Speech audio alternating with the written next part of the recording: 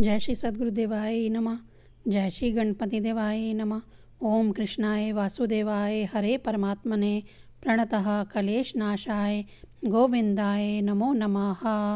श्रीमद्भागवत महापुराण दशम स्कंद 24वां अध्याय इंद्र यज्ञ निवारण। श्री शुकदेव जी कहते हैं, परीक्षित, भगवान श्री कृष्ण बलराम जी के साथ वृंदावन में रहकर अनेकों प्रकार की लीलाएं कर रहे थे। उन्होंने एक दिन देखा कि वहाँ के सब गोप इंद्र यज्ञ करने की तैयारी कर रहे हैं। भगवान श्री कृष्ण सबके अंतर्यामी और सर्वज्ञ हैं, उनसे कोई बात छिपी नहीं थी, वे सब जानते थे। फिर भी विनत भावत होकर उन्होंने नंद बाबा आदि बड़े बूढ़ों गोपों से पूछा, पिताजी, आप लोगों के सामने यह कौन सा बड़ा भारी काम, कौन सा उत्सव आ पहुँचा है? इसका फल क्या है? किस उद्देश्य से कौन लोग किन साधनों के द्वारा यह यज्ञ किया करते हैं? पिताजी, आप मुझे यह अवश्य बतलाइए। आप मेरे पिता हैं और मैं आपका पुत्र। ये बातें सुनने के लिए मुझे बड़ी उत्कंठा भी है। पिताजी, जो संत पुरुष सबको अपनी आत्मा मानते हैं, जिनकी दृष्टि में अपने और पराये का भेद नहीं है, जिनका ना कोई मित्र है, ना शत्रु और ना उदासीन, उनके पास छिपाने की तो कोई बात होती ही नहीं। परंतु यदि ऐसी स्थिति ना हो तो रहस्य की बात शत्रु की भांति उदासीन से भी नहीं कहनी चाहिए। मित्र तो अपने समान ही कहा गया है, इसलिए उससे कोई बात छिपाई नहीं जाती। यह संसारी मनुष्य समझे बेसमझे अनेकों प्रकार के कर्मों का अनुष्ठान करता है। उनमें से सूझबूझ करने वाले पुरुषों के कर्म जैसे सफल होते हैं, वैसे बेसमझ के नहीं। अतः इस समय आप लोग जो क्रिया योग करने जा रहे हैं, वह सुहृदों के साथ विचारित शास्त्र सम्मत है अथवा लौकिक ही है, मैं ये सब जानना चाहता हूँ। आप कृपा करके स्पष्ट रूप से बतलाइए।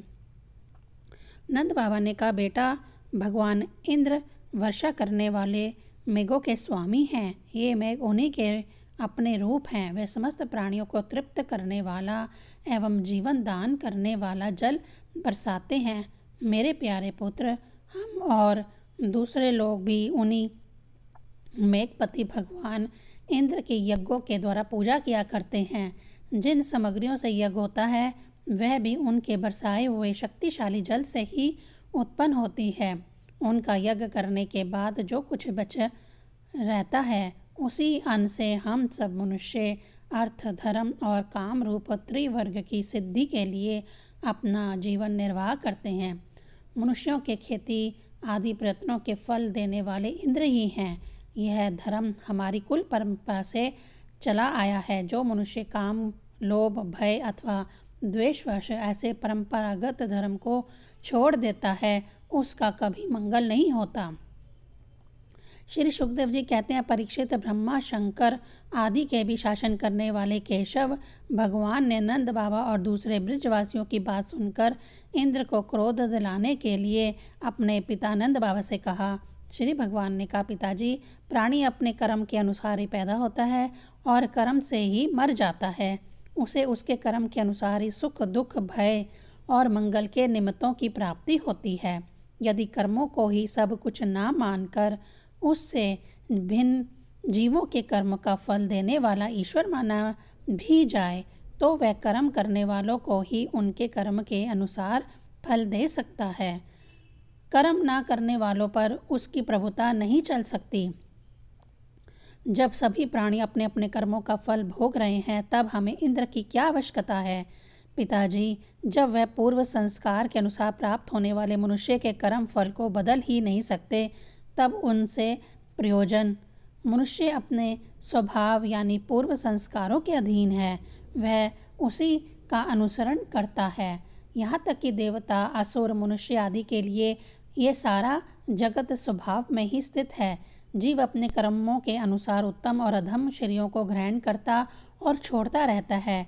अपने कर्मों के अनुसार ही यह शत्रु है, यह मित्र है, यह उदासीन है, ऐसा व्यवहार करता है। कहाँ तक कहूँ, कर्म ही गुरु है और कर्म ही ईश्वर। इसीलिए पिताजी, मनुष्य को चाहिए कि पूर्व संस्कारों के अनुसार अपने वर्ण तथा आश्रम के अनुकूल धर्मों का पालन करता हुआ कर्म का ही आदर करे। जिसके द्वारा मनुष्य की जीविका सुगमता से चलती है वही उसका इष्ट देव होता है। जैसे अपने विवाहित पति को छोड़कर जार पति का सेवन करने वाली व्यभिचारिणी स्त्री कभी शांति लाभ नहीं करती, वैसे ही जो मनुष्य अपनी आजीविका चलाने वाले एक देवता को छोड़कर किसी दूसरे की उपासना करते हैं उससे उन्हें कभी सुख नहीं मिलता। ब्राह्मण वेदों के अध्ययन अध्यापन से, क्षत्रिय पृथ्वी पालन से, वैश्य वार्तावृत्ति से और शूद्र ब्राह्मण क्षत्रिय और वैश्यों की सेवा से अपनी जीविका का निर्वाह करें। वैश्यों की वार्तावृत्ति 4 प्रकार की है: कृषि, वाणिज्य, गोरक्षा और ब्याज लेना। हम लोग उन चारों में से केवल गोपालन ही सदा से करते आए हैं। पिताजी, इस संसार की स्थिति, उत्पत्ति और अंत के कारण क्रमशः सत्वगुण, रजोगुण और तमोगुण है। यह विविध प्रकार का संपूर्ण जगत स्त्री पुरुष के संयोग से रजोगुण के द्वारा उत्पन्न होता है। उसी रजोगुण की प्रेरणा से मेघगण सब कहीं जल बरसाते हैं। उसी से अन्न और अन्न से ही सब जीवों की जीविका चलती है। इसमें भला इंद्र का क्या लेना देना है? वह भला क्या कर सकता है? पिताजी, ना तो हमारे पास किसी देश का राज्य है और ना तो बड़े बड़े नगर ही हमारे अधीन हैं। हमारे पास गांव या घर भी नहीं है। हम तो सदा ही के ही वनवासी हैं। वन और पहाड़ ही हमारे घर हैं। इसीलिए हम लोग गौओं, ब्राह्मणों और गिरिराज का यजन करने की तैयारी करें। इंद्र यज्ञ के लिए जो सामग्रियां इकट्ठी की गई हैं उन्हीं से इस यज्ञ का अनुष्ठान होने दें। अनेकों प्रकार के पकवान, खीर, हलवा, पूरी, पुआ आदि से लेकर मूंग की दाल तक बनाए जाएं। ब्रज का सारा दूध एकत्र कर लिया जाए।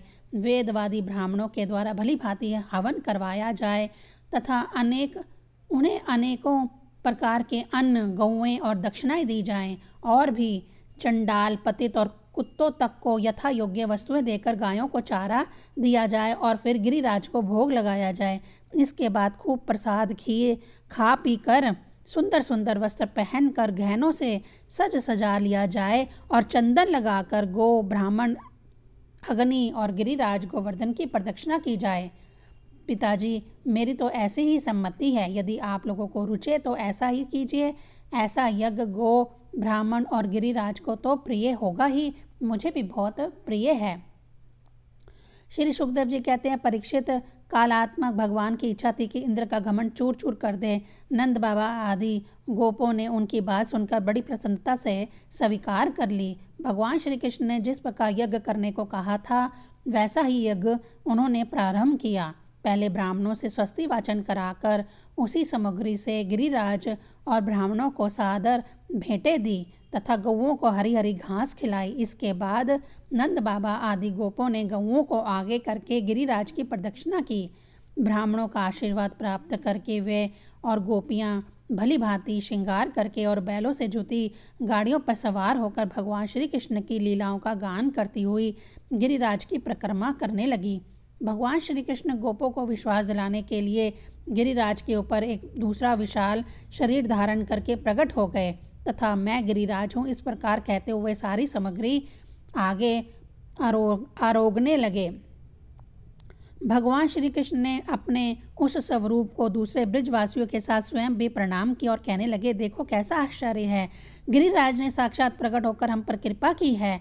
यह चाय जैसे रूप धारण कर सकते हैं। जो वनवासी जीव इनका निरादर करते हैं उन्हें यह नष्ट कर डालते हैं। आओ अपना और गौओं का कल्याण करने के लिए इन गिरिराज को हम नमस्कार करें। इस प्रकार भगवान श्री कृष्ण की प्रेरणा से नंद बाबा और आदि बड़े बूढ़े गोपों ने गिरिराज, गो और ब्राह्मणों का विधि पूर्वक पूजन किया तथा फिर श्री कृष्ण के साथ सब ब्रिज में लौट आए। 24वां अध्याय संपूर्ण। ओम नमो भगवते वासुदेवाय नमः।